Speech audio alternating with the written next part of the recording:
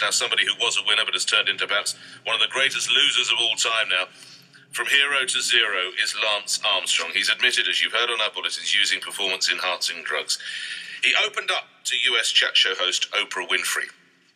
And Oprah started by asking the question that probably every cycling fan or even sports fan in the world wanted to hear.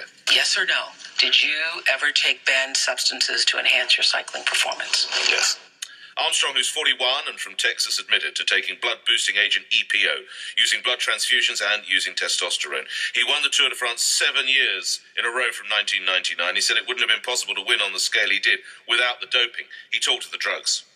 I mean, you had things that were oxygen-boosting drugs, for lack of a better word, or way to describe it, that were incredibly beneficial for performance or endurance sports, whether it's cycling or running or whatever.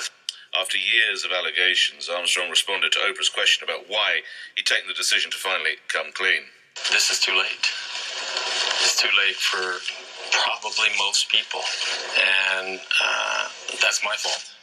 I view this situation as one big lie that I repeat a lot of times. He started taking the substances in the mid-90s. He stopped in 2005 when he retired. He said how he'd avoid getting caught. Drug testing has changed. It's evolved. In the old days, they tested at the races. They didn't come to your house. They didn't come to your training camps. You're not going to get caught because you're clean at the races. Accused in the past of being bullying or intimidating to his colleagues, Armstrong addressed that. Yeah, I was a bully. Tell me how you were a bully. I was a bully in the sense that I tried to control the narrative. And lastly, he expressed regret. I made my decisions. They are my mistake. And I'm sitting here today to acknowledge that and to say I'm sorry for that. Listening to that is Leon Edwards. Now, Mr. Edwards is MD of Versapak Doping Control. They manufacture doping kits for the Tour de France. And we looked briefly, Mr. Edwards, at how he was caught. But how can we ensure something like this never happens again? I think that's a question we don't know the answer to yet, Nick. As Jonathan just said, there's still a lot more for us to understand. How did he get away with it for a decade? There are certainly a lot more tests than we've had when he was at his peak of this cheating, but I think there are still many more answers we need. My take on yesterday is he said a lot without actually telling us too much. What do you mean by that, Mr. Edwards? Well, I think we need to understand... And indeed, what would you like to know? As you're involved in this sphere, what is it you'd like to have heard? Well, given the knowledge that I have, I understand how robust this process is. From the moment he gives his samples to the moment it goes to the lab, it's completely secure. How can he manage to get away with this without other people being involved? So you think that there's more to come, or there are other people involved? I mean, I'm reading some of the background copy. He didn't name names, which was, I think some people were hoping for that, weren't they?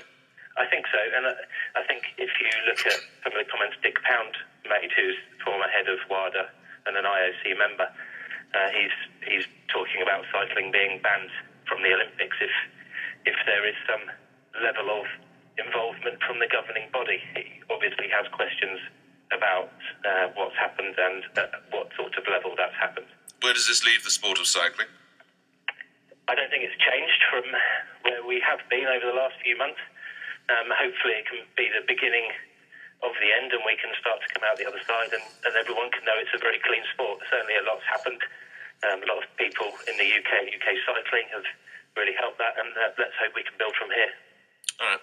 Just lastly, on a human level, did you have a degree or how much sympathy did you have for him? I think I would have said yes, but some of the things he said and some of the ways he's justified what he's done, particularly around his illness, and actually, in my mind, it didn't seem that he expressed a lot of regret. It didn't seem very genuine, so I'm afraid it's a no from me. Leon Edwards is Managing Director of Versapak Doping Control, who manufactured doping kits for the Tour de France. From hero to zero, the sport perhaps, in a way, traduced along the way as a result of Lance Armstrong's actions. How will you view him? Indeed, if you've got children who are into cycling, and goodness me, even I'd heard of Lance Armstrong first of them, particularly if they're little boys watching a hero like that. How do you tell them that, in fact, the hero was nothing more than a cheat? Nick Ferrari